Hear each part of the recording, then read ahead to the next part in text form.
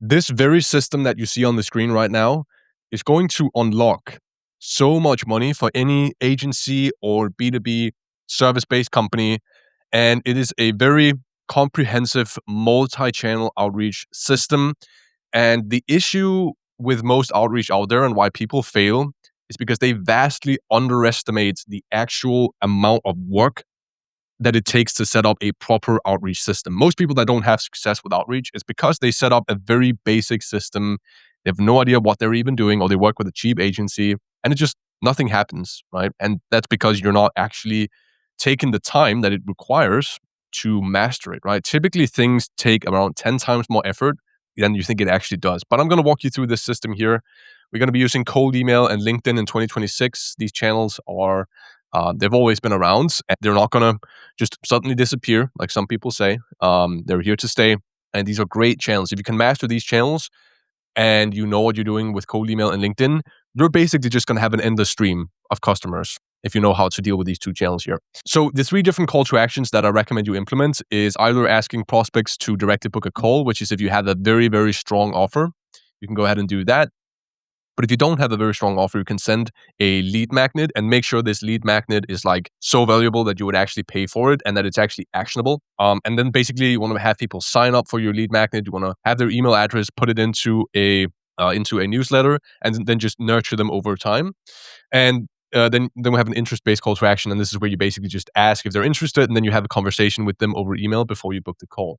Now you want to send as many emails as you can, and the way that you do that is by basically retargeting your total addressable markets every 2 months. So you want to basically use a lot of different databases, find as many decision makers that fit your ideal buyer profile, and reach out to every single one of them with a sequence every 2 months. You remove the ones that did respond, you take the ones that didn't respond, and you retarget them.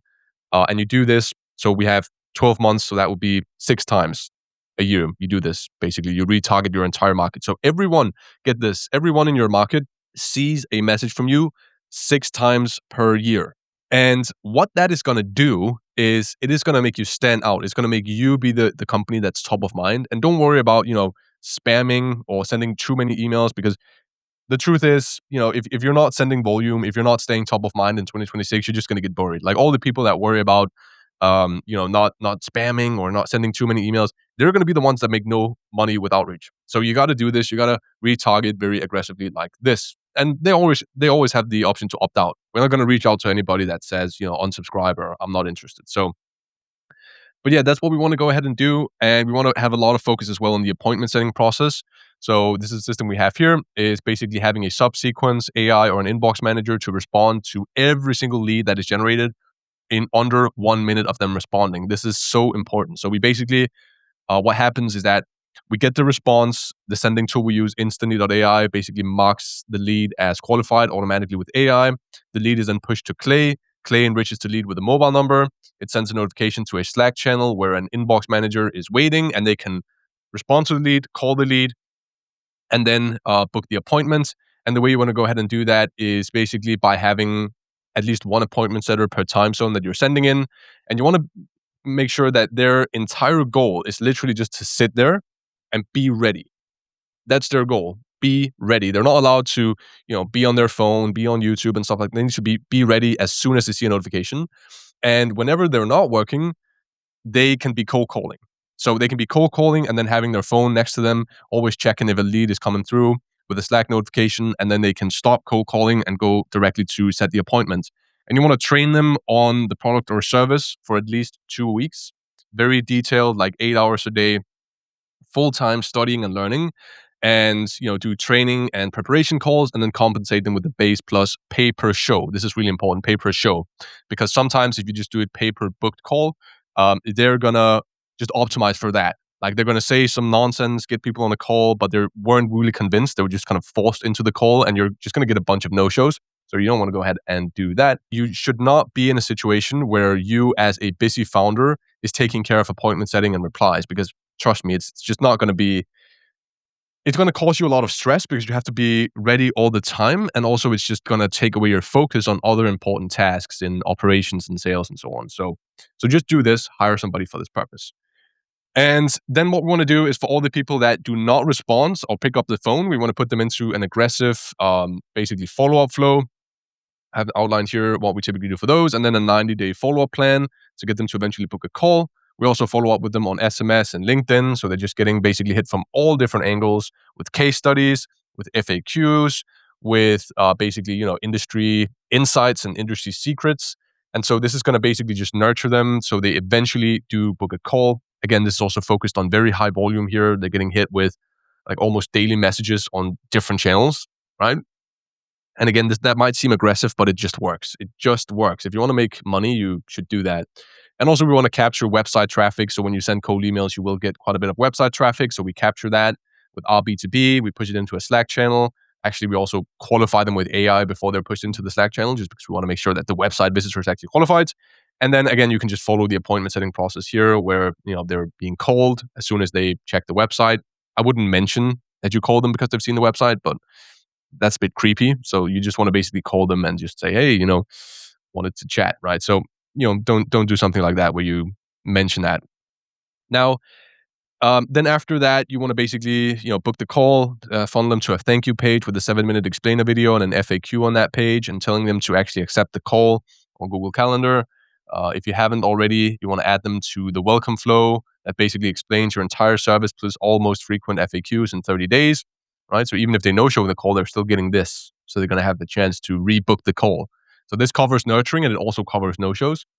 And yeah, then you want to have a pre-call flow with personalized content, case studies, and proof. And then you want to move into whatever closing process you have. I recommend going with a true call close, following the framework in the book Gap Selling. I think that's the best way to basically sell any sort of high ticket service is by having a discovery call where you establish a very clear gap. It has to be extremely clear where they're currently at and what their desired future state is. And then you use the second call only for pitching, and you present exactly how you get to that desired future state, and then you close. But if they don't close after the second call, then you put them into a 90-day follow-up plan again, nurture them relentlessly until they eventually buy. So this is basically the system that you want to use for 2026.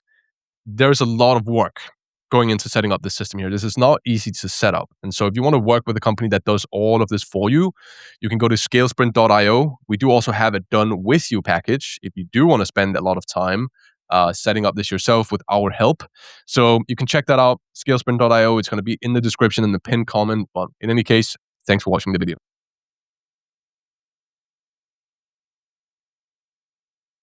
This video is going to cover the ideal cold email tech stack going into 2026. And it's going to be based on my 4 years of experience sending cold emails. I've sent over 10 million cold emails. And I run the company Scale Sprints. We basically help agencies set up their entire cold outreach system. So this video is going to cover the ideal tech stack that you should be building for 2026. The first thing is the sending tool, and I recommend instantly.ai. I'm a certified expert with instantly.ai, but even before I partnered with them, I was using it. And at this point, it's the biggest dedicated cold email tool in the world. And there's good reason for that. It's because they have been on top of their game. They've been releasing new features all the time that we need to optimize deliverability, to optimize our sending automation and our copies and everything surrounding the whole outreach motion. So it's a great tool. Some of the features that they have that I like, well, first of all, they're very user-friendly, I would say. So they have stuff for the beginners that are getting into outreach, and they also have stuff for very advanced guys like me. So they kind of cover the whole spectrum, but they have a great warm-up pool. Some people, talk about contaminated warm-up pools on these outreach tools, but I think Instantly has been pretty consistent. We haven't had any major deliverability issues at any point using Instantly. They have great features like randomization of sending patterns. They have a built-in spam word checker, spin taxing, and a lot of other features that we use all the time. So I would use Instantly. It's a great tool. It's, in my opinion, it's the most obvious choice on the market at the moment. Now, for the infrastructure itself, so this is referring to basically how you set up domains and email accounts that you're then going to be connecting to instantly.ai. Now, for domains, I found porkbun.com to be very reliable, and I've used some other ones like GoDaddy and Squarespace in the past. I've had issues with those. I think they're buggy. I think the support is terrible. I haven't had good experiences with those. But Porkbun has been consistently just really, really pleasant to work with. So I use those, and I intend to use them as well going into 2026. So I acquire my domains on Porkbun, and then what I do for the email licenses, we actually don't use any Microsoft at the moment. And it's because I haven't seen any data to suggest that Microsoft is even needed. I think Google licenses are just fine for cold outreach, whether you're sending to Google inboxes or you're sending to Microsoft inboxes. So that's what I do. I don't buy my email licenses directly from Google because it's way too expensive. So I go through a reseller, and this is a reseller that we share with our clients internally. So I'm not going to say that in this video, but if you want to work with us and have access to that reseller, you can check out scalesprint.io. But if you don't know where to go, you can basically just do some research and try and find a good reseller for Google licenses. And that is basically the most ideal way to set up these email accounts. Now, the next part is the data sources. So these are basically the platforms where you get your data from. And obviously, this is going to depend on who your exact ICP is. So, generally speaking, the first question you got to ask yourself is, do you have an audience that is very present on LinkedIn, right? So this will often go for like professional services and any online businesses and stuff. They will typically be present on LinkedIn. And what that means is that databases like LinkedIn Sales Navigator, which is in some sense the mother of all databases, is what some people say. We know that the data is on LinkedIn Sales Navigator. We know that also Apollo, because they're getting their data from LinkedIn, is also going to have these people. So if you have an audience that is very present on LinkedIn, I would recommend going with some of these databases, these larger, more known databases. If you're looking for more specific data like e-commerce or SaaS, for example, I would use Crunchbase for SaaS data and any funded startups. Store Leads is great for e-commerce. If you're looking for local businesses, I would scrape Google Maps using something like Outscraper. If you're looking for specific technologies, so if you're looking for sites that are using, any specific, it could be using Shopify, for example, or something on their website, you can use BuildWith for this purpose. And so again, it kind of depends on who you're looking to target, but these are some suggestions here. You're also going to have to do some research on this based on your audience. Also, one thing that I think is very underrated is scraping more niche databases and directories. So sometimes there will be very accurate directories that will list out a certain audience, and you can scrape that with something like Instant Data Scraper, which is a free tool to scrape websites. And then you can basically take that data, put it into Clay, and then you can use clay.com, which I'm going to get to in just a moment, to find the email addresses of the people or of the right decision makers within those companies. So that's what I do in that case. For email verification, I would recommend using Million Verifier. I think Million Verifier has been very consistent over the years as well. And I find that there are some email verification tools out there that kind of lie and they're not totally honest about the emails that they validate. And so I found that Million Verifier has been very consistent. We've had a low bounce rate. We've hardly ever run into any issues when it comes to high bounce rates from our data. And I would say that is because of Million Verifier. We actually don't send to any catch-alls, of course, we don't send to non-valids either. So we just send from the purely just valid emails that we get from Million Verifier. In terms of automations, I think Make is great. We use Make for a lot of our internal automations, like, basically getting notifications when there's a positive response, pushing that into an LLM and getting some sort of information that we push to a Slack channel. There's a bunch of different stuff you can do with Make, and so it's great for these automations around the outbound sales motion. For data enrichment and sort of your data warehouse, if you will, I think Clay is great. A lot of people now know about Clay. It's, I think, a $100 million ARR company at this point, which is pretty amazing for a go-to-market tool. But essentially, they have a bunch of data integrations. You can also use, of course, AI on the site to manipulate lists as well. So they have a bunch of interesting features we use all the time. We use it for basically pre-qualifying leads. So basically having all our leads, we scan them with Clay before we start sending, so we know they're qualified. And we use the integrations they have with Lead Magic, Prospeo, and a bunch of these other data enrichment providers, like also Find Email as well. We use a lot of these data integrations, so it's a great tool. The next one is capturing website traffic. I use RB2B for this purpose. I think it's pretty solid provider. And basically what they can do is whenever somebody visits your websites, you can get their information. And then what we typically do is we take the information of all the individuals that visit a website, we push it to an LLM to determine if they're qualified. And then if they're qualified, we then enrich them with their mobile number and their email. And then we push it into a Slack channel so we can immediately call them and email them. So that is a good use case for our B2B and capturing website traffic. For LinkedIn automation, we use HeyReach. This is, I would say, at this point, probably the most popular LinkedIn tool as well. And I think there's good reason for that. It's very just solid, has what you need. Pricing is fair. No complaints about HeyReach. I think it's a great tool for anyone that's looking to do LinkedIn automation, LinkedIn outreach. For warm calling, I would use Salesfinity. This is a bit more on the expensive end, but it's a great calling software. It's better than most dialers because it has a bunch of AI powered features that are very neat for any sales team. So for warm calling, we use Salesfinity. Would highly recommend it. So here's a total overview of the tech stacks. So for outreach and sales automation, it's Salesfinity, HeyReach, our B2B, Instantly. And for data enrichment and workflow automation, we have Clay, Make, and Million Verifier. For lead and company databases, we have Store Leads built with Google Maps, where you can use Outscraper to scrape Google Maps, Crunchbase, Apollo, LinkedIn Sales Navigator, and for infrastructure, we have Google Workspace and Porkbun. So as long as you have this particular tech stack in place, you will definitely not have any issues in 2026. These are the tools I would use based on my 4 years of experience.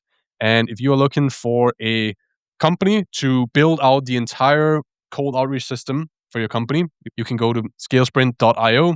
We have both a done with you and a done for you service where we build the system that you see on the screen right now. This is a system that is focused on high volume email and super fast speed to lead and multi-channel outreach. So this is like a hyper optimized system that you really need for 2026 to get results. So if you're interested in that, you can book a meeting with me and we can talk further. So thanks for watching and have a great day.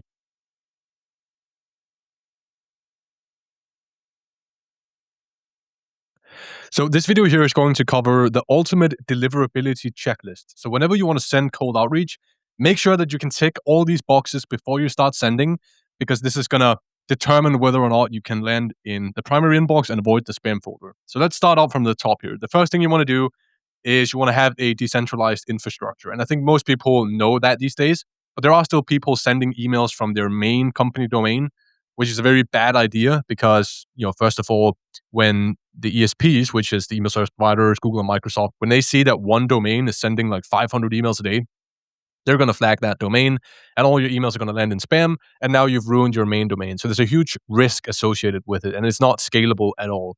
So what you want to do is you want to set up a bunch of secondary domains that you just acquire from a domain provider like GoDaddy or Squarespace or Porkbun. And you want to set up email accounts under each domain and you want to connect them to a sending automation tool. And you can still have the same branding. You can make the domain name very similar to your main domain and you can even forward it to your main domain, but you don't want to be sending from your actual main domain. So this is the first step, is having this sort of decentralized infrastructure. And also what you want to do is with all these domains that you set up, you want to configure the DNS settings in the correct way. And there's 100 different guides on that. You can just search for how to set up email DNS so you don't land in spam, right? It's called DMARC record, DKIM record, SPF record. And so you need to set these things up. It's not that difficult to do, but you need to do that under each domain. The next thing you want to do is once you get the actual email licenses. So there's two levels here. There's the email account level and the domain level. So the DNS records, this is on the domain level. But when it comes to setting up the actual email licenses, which is what will give you the alias, the actual email account itself, you need licenses. And the way we get licenses is at ScaleSprint, we have a specific partner that we use for this purpose that provides the licenses, and they've been very consistent and they've had super high deliverability performance. So you can use a reseller or you can use another trusted provider. And this is where you got to be a bit careful. You really have to vet the company that you use for this purpose, because if you use the wrong company, you can end up with accounts that just completely burn immediately. So you got to do some research here, or you can just work with a company like us, and we've already done the due diligence for you, and we can immediately set this up. Now, the next thing is setting up 2 to 4 email accounts under each domain. You don't want to set up more than that, because deliverability mostly is determined on the domain level. So if one domain is blacklisted, it will actually affect all the email accounts under that domain. And what that means is we don't want to set up too many email accounts under one domain, because then if that domain gets blacklisted, all the email accounts just die overnight. So you need to take this into account. You need to set up around 2 to 4 email accounts under each domain. You want to be sending 30 emails per day per account. And that's just kind of, there's not really any, I would say, science behind it, because it always changes. But this is just a number that we've been sticking with, is 30 emails per day. I know that there are some people sending 50, there are some people sending 10. there's no real like consensus on this, but we've found that 30 is a pretty good middle ground in terms of what's being said out there. Then you also want to do 2 to 4 weeks of warm up. And if you don't know what warm up is, it's essentially just a pool of different email accounts that are sending emails back and forth to increase their mutual sending reputation before you start sending cold emails. And this is something that is provided on tools like Instantly.ai, SmartLead. They have features for this purpose, so you can just directly do this with no technical background or anything. You can just set it up with a with a simple click of a button, and then your emails are warming up. Then what you want to do is you want to randomize sending intervals. So you don't want to send like, imagine the sending automation is going out and it's sending one email per email account like exactly 1 hour apart. This looks very robotic from the point of view of the algorithm. And it's like this email is just sending out emails like a robot. So it's probably a robot. So you want to set up randomized intervals. This is a feature they have on Instantly.ai, for example, where you can just randomize the sending patterns and you don't have to worry about the sending pattern looking robotic, right? So it looks like a human because it's randomized. The next thing is to do warm-up emails while you're sending cold emails, right? So you don't want to just completely shut off your warm-up emails when you launch. You want to still have them on, and you want to send, this is kind of my opinion, is you want to do one-to-one. So for every cold email you send per day, you need to be sending one warm-up email as well. And typically you want to put a very high reply rate, ideally like 70% reply rate on your warm-up emails, because that is going to counterbalance the lower reply rate you're going to have on your cold emails. The next thing is rotating inboxes. So basically what you want to do is you want to have, let's say you want to send from 50 accounts. Okay. But you should set up 100 because then you can have 50 email accounts live at any given time. And then the other 50 email accounts that we set up, so 100 in total, the other 50 accounts, they're going to be warming up. And then you switch them back and forth on a bi-weekly basis. And what this means is that all your accounts will only be sending cold emails 2 weeks at a time. Then there's a pause. Then they get back to cold emails. And what this is going to do is it's going to basically, it's going to mean that the manual spam reports that you get once you do your emails, once you send out your emails, are going to be basically less meaningful because you have periods of time where there are zero spam reports, if that makes sense, right? So we want to basically take them out of that cold email sequencing just once in a while because that's going to increase the health of the domain. We also have the next one here, which is avoiding spam words. So certain words will trigger like the spam filters, right? And some obvious ones are if you say like, if you include large numbers, if you include like the $sign, if you include buy now or something like that, or click here, or something that basically tells the email server that this is probably cold outreach, or this could be phishing, or this could be something like that, right? And what I've heard from talking to a lot of people in this space is that even some common words are starting to become spam words. Like if you say AI in an email like multiple times, it's probably going to land in spam because the email service providers know that there are so many like cold emails selling AI stuff now. So an email says AI, well, it could probably be spam. So this is something you got to take into account, and you don't have to obsess over it, but you can use a tool like Mail Meteor and you can search for Mail Meteor spam word checker. And then you can basically see if you have like too many spam words, remove the ones that are unnecessary, and then launch after that. You don't have to overthink it too much because sometimes it's really hard to avoid. The next thing is spin tags, which is essentially, it's short for syntax spinning. And it means that certain words in the email will be randomized. And this means that you're not sending the exact same email every time you're sending a cold email. And this is, again, going to make it look more human. Like no person sends the exact same email 100 times per day. So spin tags is going to help with that. It's going to help you look human. And also what you want to do is you want to avoid copy fatigue, essentially. So what happens is that even when you have spin tags, the email servers can start to see patterns that you're sending very similar emails very frequently, and it says that you're probably a spammer. So what you want to do is on a bi-weekly basis, you want to switch up your copies. You don't have to switch up the offer or anything, but just switch up the structure, make it look different, make it look like it's completely new copies, add another layer of spin tags, and then that is going to help you avoid copy fatigue on the domain level. The next thing is avoiding links and HTML. This is pretty common knowledge now. You're not supposed to be sending links and any sort of HTML in your email.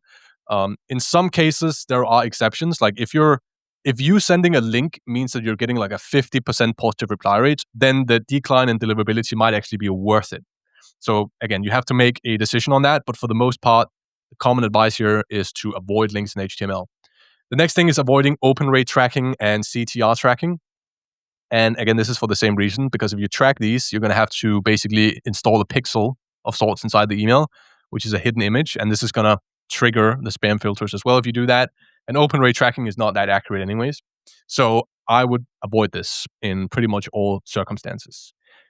The next one is avoiding manual spam reports. So you want to basically structure your email such that it doesn't make people want to report it to spam. Some of the things that can make people do that is if you have an email that is sort of rude, is what I've found. If you have an email that's kind of rude, that will make people report it to spam. And also, if it's not relevant, they're going to report it to spam. And so these are things you want to take into account. You got to basically ask yourself, if you receive that email, would you view it as spam? Like very objectively, would you view it as spam? If the answer is yes, you might have to change something. So this is something you have to think about. There's no like real science behind it where I can tell you exactly what to do to avoid it. But you just got to ask yourself that question before you send the email, which is, would I report this to spam? And this also ties into the next point, which is just make a better offer, make better copies. If the outreach is good, if the outreach is high quality and it's well targeted, well, the number of manual spam reports you will get are a lot lower. They're substantially lower than if you were to send some junk to random people. So again, really important. Next one is verify your lists. So use a good email verification tool like Million Verifier and avoid all the non-valids and catch-alls. So that's my recommendation. Some people do like to go through extra steps to verify their catch-all emails. I pretty much just avoid them and only send to the ones that are just valid according to the email tool. Next one is better lists. So make your lists more targeted. I have videos on the channel about this where you can basically use AI to pre-qualify the list that you're sending to. You can also do spot checking, like checking random leads on the list to see if they're qualified. And the reason why this matters is because if you send to a bunch of irrelevant people, they're going to report you to spam. So having better list hygiene and better list quality is going to also improve deliverability. The last one is to have a system in place to actually monitor deliverability, because you can do all these things here, but if you're not monitoring it, it's not going to matter because you don't know if there are deliverability issues. So this is probably a video in and of itself to talk about how to monitor email deliverability. But this is something that you have to do. So I might make a video about that as well. So if you want to work with ScaleSprint and you want to have us set up your entire cold outreach system, I've been in cold outreach for 4 years. I've sent over 10 million cold emails. So we implement the best possible system you can get for 2026 directly inside your business. You can check out scalesprint.io and the link in the description and pinned comments, and you can have a look at it. So thanks for watching and have a good day.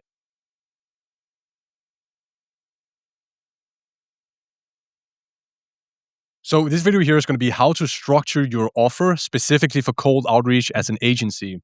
So this video is going to cover everything that we've learned from running hundreds of campaigns for agencies, how we position our offer, what offers to run. So if you are running an agency and you're doing cold outreach or looking to do cold outreach, watch this whole video. It's going to be a very high leverage task because you're going to directly consume and learn everything that we've done and we've tested. And it's going to be condensed into this video here.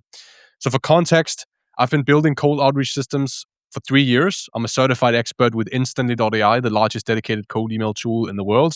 And I've sent millions of emails, booked thousands of sales calls, and even scaled my own agency with cold outreach. So first of all, this is just about the importance of your offer. And your offer is basically 90% of your outreach, right? It is what is going to get people to reply. It's what's going to get people on meetings. Everything else is really just stuff like that's around the offer. Like the offer is the main thing that you want to care about. So the good thing about this is that outreach will never die because a good offer will always be attractive. Like there will not be a point in history where a good offer is not attractive. So as long as humans are communicating via email or LinkedIn or other platforms, you can sell a good offer via outreach. And so it's paramount that you do have a good offer. And this is something you really, really, really need to focus on. It's going to drive your business forward.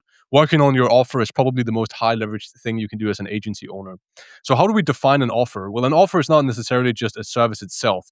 It's more of a holistic picture. It's the what do you get by working with us? So saying I offer Facebook ads as a service is not really an offer.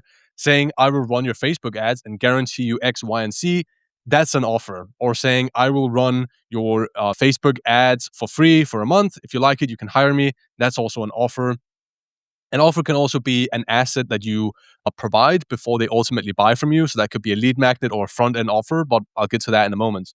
So An offer needs to be cold traffic ready. The only meaningful way to measure a good offer is cold traffic, people who don't know you.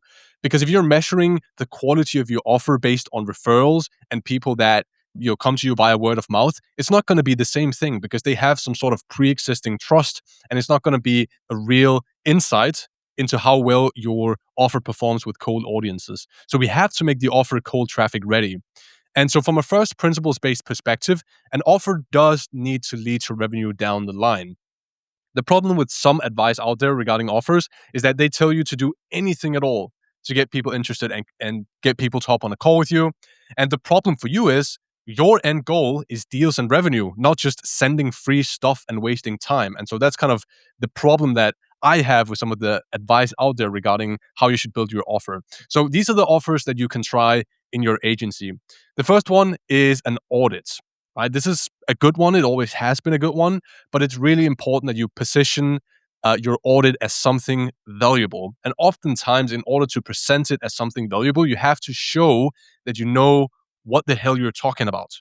And so, a good way to do that is, for example, having a lot of content that's kind of surrounding your business, so YouTube, Twitter, whatever. And so people can see that you know what you're talking about, and this is going to increase the value of an audit. Whereas if you're just an anonymous guy that reaches out and offers an audit and you have no case studies, no content, no nothing, it's not going to be valuable. And so that's the first thing. And then also how you actually tell them that this audit is going to happen, right? So give them an agenda instead of just saying, hey, I'm going to audit your ad accounts, right? You can say, I'm going to specifically look at this, this, and this, and I'm going to give you this as like next steps or action points. Also, it's a good thing that when you do offer an audit, you need to basically pre-handle the hidden sales call objection, as I call it, because a lot of people, they hear the word audit and they think, oh yeah, this is just a hidden sales call. This is a sales call in disguise. And so we had one client where we basically had a humorous angle and we said that, we're going to give you an audit and we have a strict no sales clause during this audit. So we cannot sell to you. We cannot pitch. We're only going to give you valuable advice. So that's one idea. Another one is a front end offer. So this is basically a smaller part of your service or just something that you can offer for a one-time fee, essentially.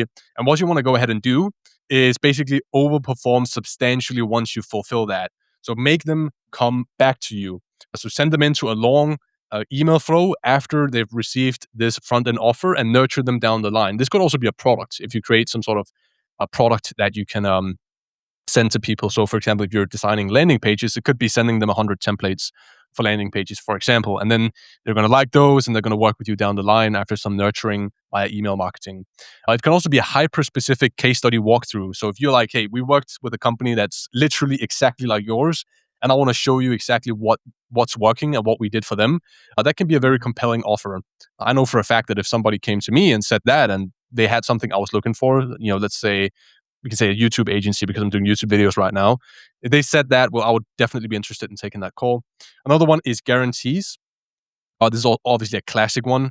Everyone knows about guarantees. Now, what you want to make sure if you're offering guarantees is that you want to make sure that you can fulfill whatever you're saying in the guarantee at least 90% of the time, so you don't run into any cash flow issues where you have to refund a bunch of people. So basically look at the results you've gotten for previous clients and say, okay, how can I give a guarantee that I can fulfill 90% of the time? Because it's going to de-risk the offer and it's going to make the offer better. Another one is lead magnets. So send them an insanely valuable lead magnet and then do a long-term nurturing flow. So you really want to put some effort into your lead magnets. The one we have here at Scale Sprint is the 7 best performing copies we've ever ran for agencies. You can find that in the description if you want to see that. So you want to make it super valuable, and the lead magnet we have, I know, is super valuable. And so that's how you got to think about it, essentially, with lead magnets. You can also offer a free part of your service, but be careful because you don't want to devalue what you're offering. So sometimes when you offer free stuff, it will give the impression that, this is not valuable. So be a bit careful about how you position that. You got to have a reason for why it's free or something like that. And also what you can do, I think this is one of the ones that are going to become very popular and I think are very strong, is basically having some sort of work or asset that you can provide that looks manual but is really AI powered. So if we take me, for example, let's say I offered somebody like, hey, I'll write 5 cold email scripts for you for free. And then I could just have like some giant AI custom AI agent I've created that is based on, I've been fed a bunch of like copywriting books or whatever, and then it's writing out these emails for me, so it's a lot more streamlined. That could be a pretty valuable asset, for example. So whatever you can get AI to do for you and provide as a lead magnet or some upfront value, I think is a good offer. If you need help with not only building out your entire cold outreach system, this is what you can see on the screen here. This is the deliverable of our service, is building out this entire system. If you need help with that, and also us basically helping you create your offer, structure your offer to make it fit for cold traffic, you can go to www.scalesprint.io to work directly with me on all this stuff. And also, you can check out our 7 best performing copies of all time for agencies in the description completely for free. It's going to be very valuable. You can copy paste what we're doing there. So thanks for watching and have a great day.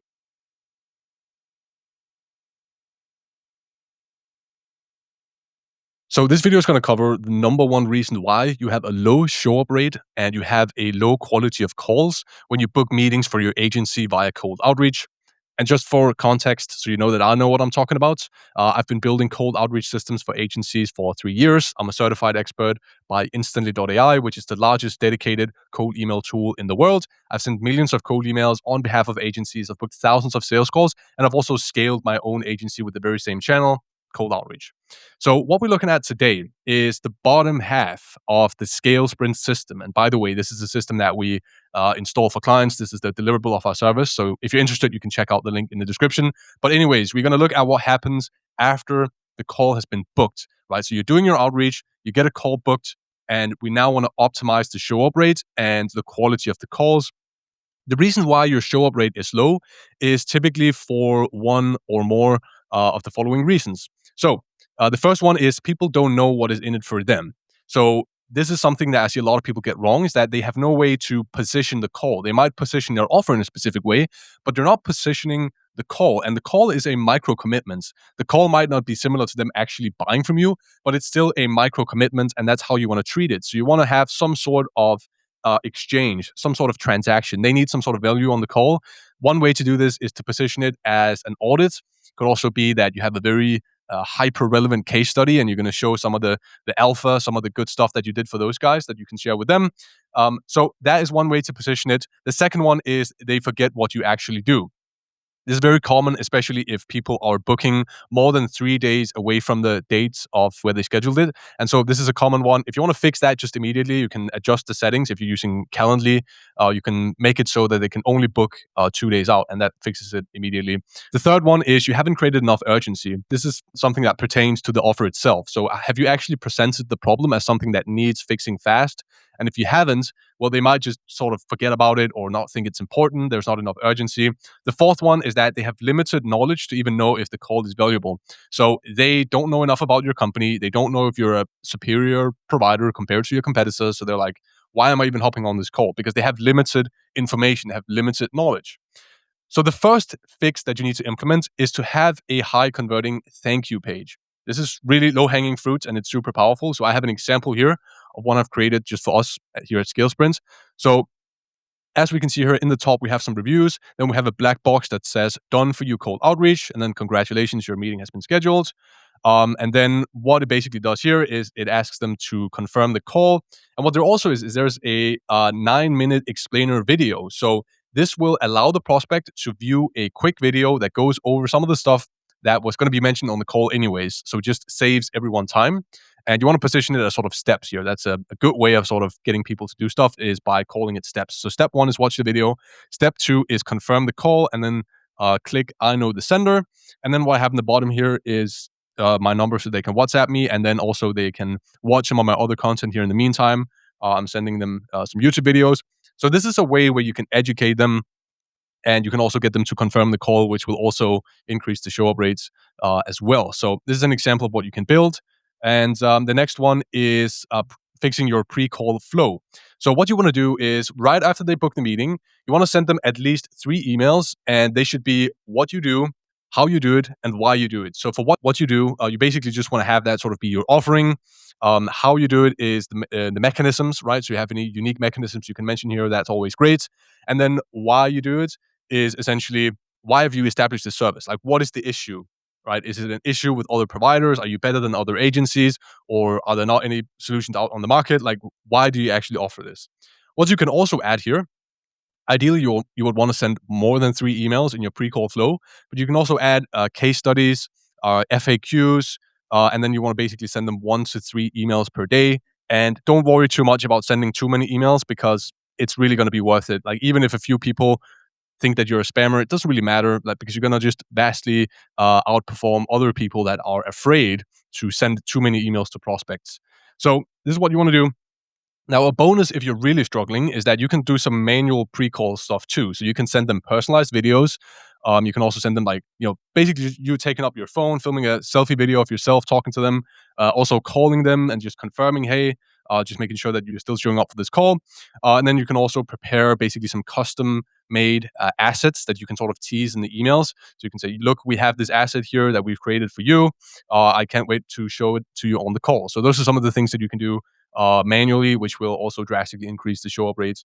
Now, for the first call, once you have the discovery call, basically what you want to do is you want to just run deep discovery. You don't want to have surface level questions from the prospect. You want to really get into what is their current state and what is the future state. So I recommend that everyone follows the system in gap selling. I think it's good for this sort of like when you're selling agency services, is establishing the current state very precisely and the exact future state that the prospect wants. And then also at the end of the call, you want to do the same thing you do with the first call. So the micro commitment of the second call, you also want to position as a valuable call. And then what you want to do immediately after the call is send your 2 most impressive case studies. And what you want to do there as well is make it appeal to a deeper desire than the immediate outcome. So this could be, if you've helped somebody increase their revenue, you could add another line, which is like, and he now got his dream car or something, right? Basically making it a bit deeper in terms of what they're actually looking to achieve, because revenue is basically just something that will lead to more profit, which will lead to a larger payout for the owner or the founder or whatever. And then that in and of itself will lead to other things that are then attractive for the founder. So this is kind of speaking to the deep desires instead of just speaking to the revenue that they might generate if that's the value prop of what you do. Now, for the second call, you want to just do a full-blown customized pitch. This is where you have all the freedom to pitch as much as you want. Of course, using the learnings from the first call about their current states, and then you present why your solution is the best way to fix the gap between that and the future state. Now, post the second call, you want to have a 90-day follow-up plan, because most people don't even buy on the second call these days. I found that prospects, they tend to take their time these days. So you want to basically have a 90-day follow-up plan with 2 to 5 emails per week. And if you don't know what to say in these emails, you can follow this simple framework here. So you want to ask some basic questions first. So this is things that prospects want to know before buying. This is just some logistics and how onboarding works. The second one here are the deeper questions. So these are questions that the prospects don't necessarily know how to ask. Then we have objections, so just handling the most common objections, ideally one objection handled per email. And then expectations, so what can they realistically expect by working with you? So if you need help with building out this entire funnel for your agency, including everything we've talked about in this video, you can go to www.scalesprint.io to work directly with me. I'll also leave a link to the 7 highest performing copies that we have ever ran for agencies. You can have direct access for free to that in the description. And yeah, thanks for watching the video.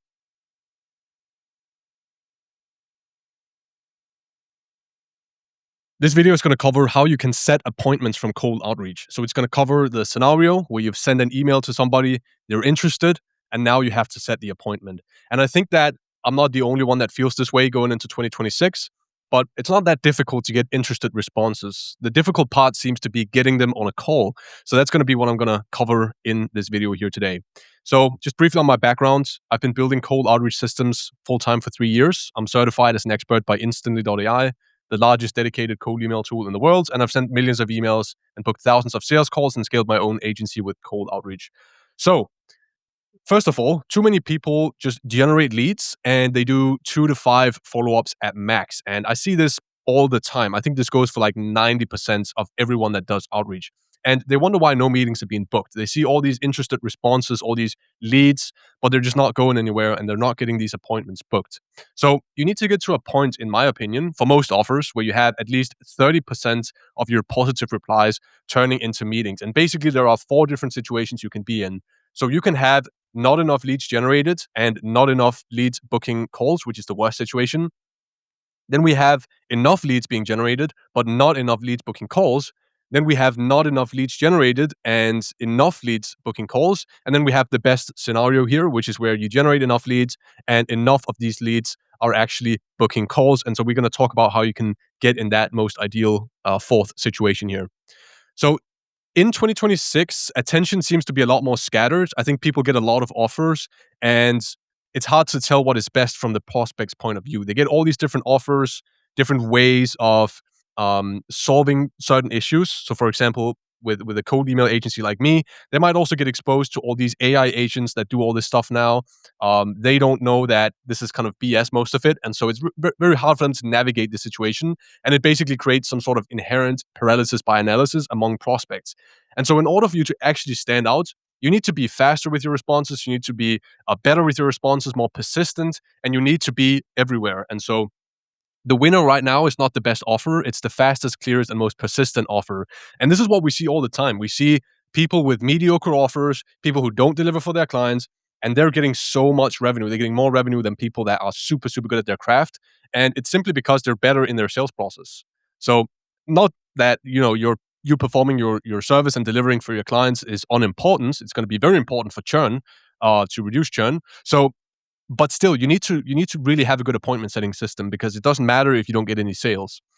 So the first solution here is to basically look at your follow-ups here. So you want to do faster follow-ups. What I see oftentimes is people getting an interested response, waiting 3 days, and then following up. But I think that's too long. You need to be following up the day after, and the day after that, and the day after that, because you need to basically capture them while they're warm, because interest really does fade quite quickly. You also want to do longer follow-ups, so you don't just want to do 3 to 5. You want to ideally be following up for at least 90 days. And that's simply because people take longer to nurture these days. And I have kind of an analogy here, which is, if you're a person scrolling on TikTok, if you see a video once, you might stay there for 3 seconds and then scroll. But if you see this video again and again and again and again, eventually you're going to be like, okay, what's this all about? Like, let me just watch this video so we can get it done with, right? And I think it's the same thing here. And I know that from my own personal experience. I'm not just making this up, because when I get cold emails, sometimes I'm looking at it and I'm like, this might be interesting. And I say, yes, I'm interested, send me more information. And they go ahead and they send more information. And I'm like, okay, I'll look at this some other time. They send me a follow-up email. I'm like, I'm busy right now. Let me just archive it and move on. And I do that maybe 3 to 5 times, and then they give up. But if they were to just keep going for 90 days, eventually they're going to basically catch me at a time where I'm just not really doing anything. I'm on my bed. I'm looking through my email. I'm like, okay, let me see whatever they're sending me. Let me see this video. Let me check their website, right? So that's why you got to be persistent these days. Like, people don't sit there and like actively allocate time to understanding what you do. They don't do that. So another solution is basically doing multi-channel outreach. So, people have different preferences in terms of where they like to be contacted. So everyone is not an email person. Everyone's not a LinkedIn person. I know for myself, one of the best ways to get in contact with me is like SMS and WhatsApp. So if you can sort of diversify the channels on which you follow up, that is ideal. And you can also do this now with instantly.ai. So they have, I don't know, an integration now with HeyReach and stuff like that. So it's becoming easier to do multi-channel follow-ups. And I think it's something that everyone should do. And I've tried that maybe 1 or 2 times. People have done multi-channel outreach with me. I get so many cold emails, and only a handful have actually done that and gone ahead and followed up with me on different channels. Solution 3 is basically phone appointment setters. So, if you're targeting America, you could hire people in South America, and their sole job should basically be to just call all leads generated within 1 minute. If you're going to call people within 1 hour, just forget it. Like, you need to do it within 1 minute. You need to sort of have them just sit there all day long and just wait for leads to come in. And so that will drastically increase your booking rate just by doing this one thing here. I think it's really powerful. Just calling them literally immediately, setting the appointment, and taking it from there. But you also got to make sure that you're really training these phone appointment setters properly, and you want to make sure they're also compensated properly, because you need these guys to be super motivated. They need to see that notification and get excited, because they know they can book a call and earn $100 or whatever. So yeah, that's something that's really important. The fourth solution here is to consider if the problem you solve is urgent enough for them to jump on a call. So this is basically something that doesn't necessarily pertain to the way that you handle the follow-ups, but it might just be your offer.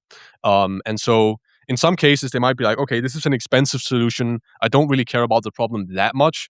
And yeah, I'm just going to kind of chill, right? So how can you solve this? Well, I think one way you can solve this is by providing a front end offer. So just tell them like, look, we can do this. Like we might have this like large retainer for our main service, which you don't find to be a very big problem right now. Let's do this front end offer, and it's a one time fee, and we can take it from there. And I think if you approach it this sort of way, and you just knock it out of the park once you deliver this whatever deliverable you have for your front end offer, then they're going to be much more open to considering that retainer service you have, the long term service you have. So I think that's also another solution, because it's not always just a speed to lead thing. It's not always just a like you need more channels to follow up on. It could also just be your offer is not urgent enough. I think this is very, very true, actually. And I think most people don't talk about this enough. So if you need help with basically setting up your entire cold outreach system, you can check out www.scalesprint.io and work directly with me to set up a cold outreach system and basically optimizing your entire funnel. So we don't just generate leads for you. We help you structure your offer. We help you structure your pre-call flow and everything that's kind of surrounding the way that you close your cold traffic. So yeah, so if you're interested in that, you can check it out. And thanks for watching.